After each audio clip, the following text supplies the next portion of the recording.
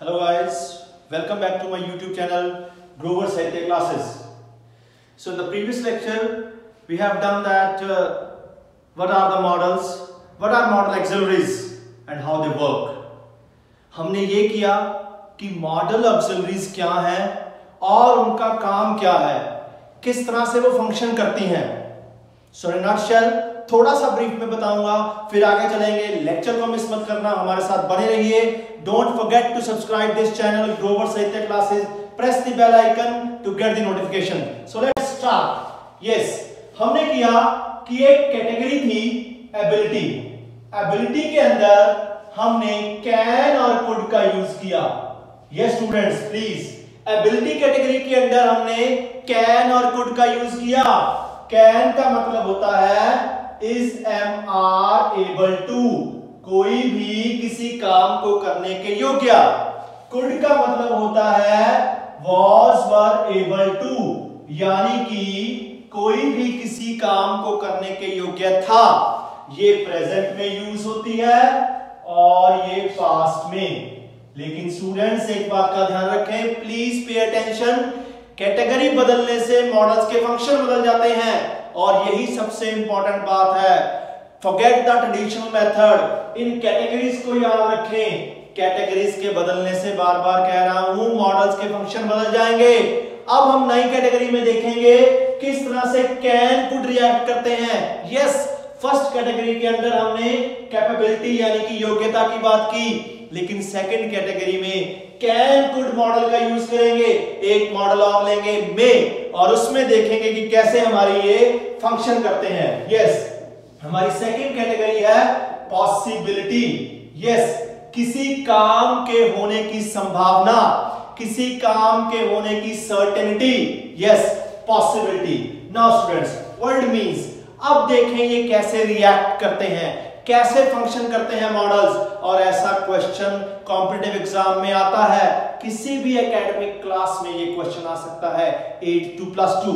Yes, आप देखें, और अगर आपको ये मॉडल ऑक्सिलरीज का यूज करना आ गया तो ऑटोमेटिकली आपकी राइटिंग स्किल्स भी इंप्रूव हो जाएंगी. Yes please. अब देखें पॉसिबिलिटी, किसी काम के होने की संभावना के अंदर हम मॉडल यूज करेंगे कैन, कुड, मे, माइट और विल. आपको एक एक मॉडल के फंक्शन को याद रखने की जरूरत नहीं है. इन कैटेगरीज को याद रखें. बार बार कह रहा हूं मैं, इन कैटेगरीज को याद रखें. मॉडल्स के फंक्शंस आपको ऑटोमेटिकली याद हो जाएंगे. फर्स्ट कैटेगरी एबिलिटी, क्षमता.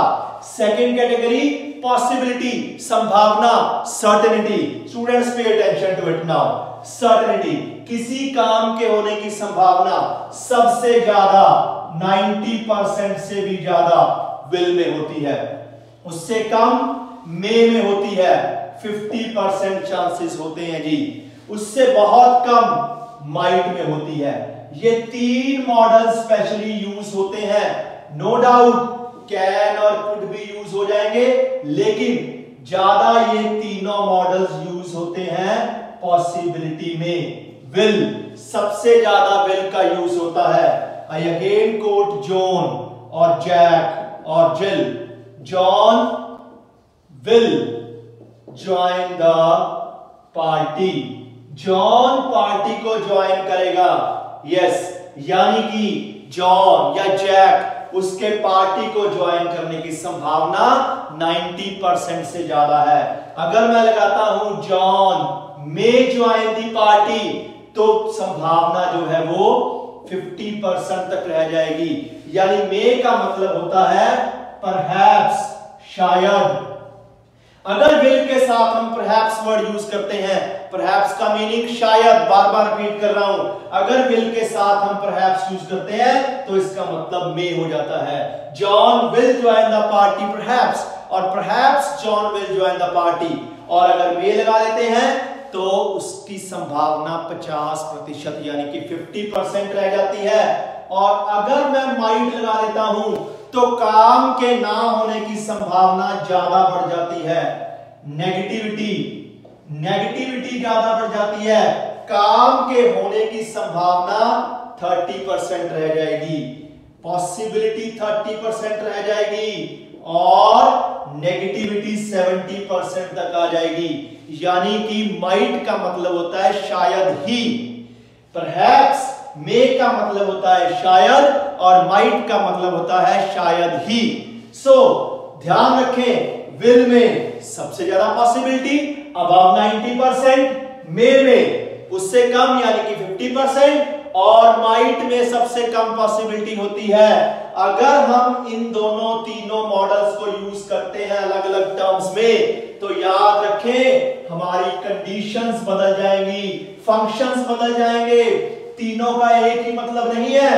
विल का मतलब सबसे ज्यादा पॉसिबिलिटी, मे का मतलब उससे कम पॉसिबिलिटी, और माइट का मतलब सबसे कम पॉसिबिलिटी। और ये पॉसिबिलिटी हमारी प्रेजेंट कंडीशन या फ्यूचर कंडीशन की हो सकती है। If I say that it may rain today, it may rain today, इसका मतलब बारिश के होने की संभावना है। क्या देखा हमने? इट मे रेन टुडे यानी कि बारिश के होने की संभावना 50% है। बारिश हो सकती है लेकिन 50-50% चांसेस हैं। सो नाउ 50-50% चांसेस हैं। जिल में कम टुडे, तो शायद वो आ सकता है, शायद वो आ सकता है। जिल माइट कम टुडे, शायद ही वो आ सकता है। शायद और शायद ही में फर्क देखें। मे शायद है, माइट शायद ही है, और विल इसका मतलब लगभग पक्का ही है। सो ध्यान से देखें ये मॉडल्स, मे, माइट और विल। बार बार स्टूडेंट्स मैं ये कह रहा हूं आपको, पॉसिबिलिटी के अंडर सबसे ज्यादा पॉसिबिलिटी विल में। सबसे बढ़िया एग्जांपल एप्लीकेशन के एंड में, किसी भी एप्लीकेशन के एंड में लिखा जाता है I will be very thankful to you. Shall का मतलब खत्म हो गया है। शैल का जो फंक्शन है वो धीरे धीरे आउटडेटेड हो जा रहा है, खत्म होता जा रहा है। तो विल यानी कि मैं आपका धन्यवादी पक्का ही रहूंगा। शैल की जगह भी विल ले रही है। तो विल का इस्तेमाल ज्यादा इसलिए होने लग गया है क्योंकि ये हेल्पिंग वर्ब से ज्यादा अब एज अ मॉडल यूज हो रहा है, मॉडल ऑक्सिलरी के रूप में यूज हो रहा है। Yes will, I will be very thankful to you, मैं आपका जरूर धन्यवादी रहूंगा।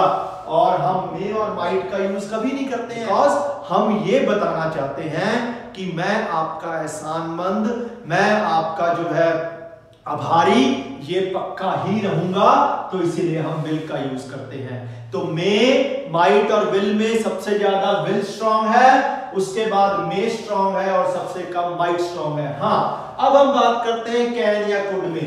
कैन या कुड भी पॉसिबिलिटी के लिए यूज होते हैं, लेकिन ये बहुत रेयर यूज होते हैं। इनका बहुत रेयर यूज है, और कुड का तो बिल्कुल ही रेयर है। कुड का मतलब है कि अगर कोई काम शायद हार्डली 1 और 2% के लिए पॉसिबल हो सकता है। इसकी बहुत बड़ी एग्जांपल मैं आपको देना चाहता हूं। लाइक सपोज अगर आप लॉटरी खरीदते हैं, कोई भी ऐसे टिकट खरीदते हैं, कोई भी इस तरह का इनाम आपको निकलने वाला है, और वो लॉटरी की टिकट हजारों लाखों लोग डालते हैं, बहुत सारे लोग खरीदते हैं। सपोज कोई बुलेट बाइक की जो है लॉटरी है, किसी भी तरह की वॉशिंग मशीन की, और किसी सेल फोन की लॉटरी है। तो लॉटरी के निकलने के चांसेस, सपोज अगर 10,000 लोगों ने वो लॉटरी की टिकट खरीदी है और एक इंसान को वो लॉटरी निकलने के चांसेस हार्डली 1-2% या उससे कम है, तो तब हम यूज करेंगे कुड का। यानी कि कुड का यूज रेयर पॉसिबिलिटी में होता है। कैन का यूज हो सकता है पॉसिबिलिटी में। कैन के अंदर कुड से ज्यादा मोर पॉसिबिलिटी होती है, लेकिन फिर भी ज्यादातर हम यूज करते हैं मे, माइट, विल। और some rules are meant to be followed in language also. Language is also a science, और जो रूल लैंग्वेज में बन गया वो हमें फॉलो करना पड़ेगा।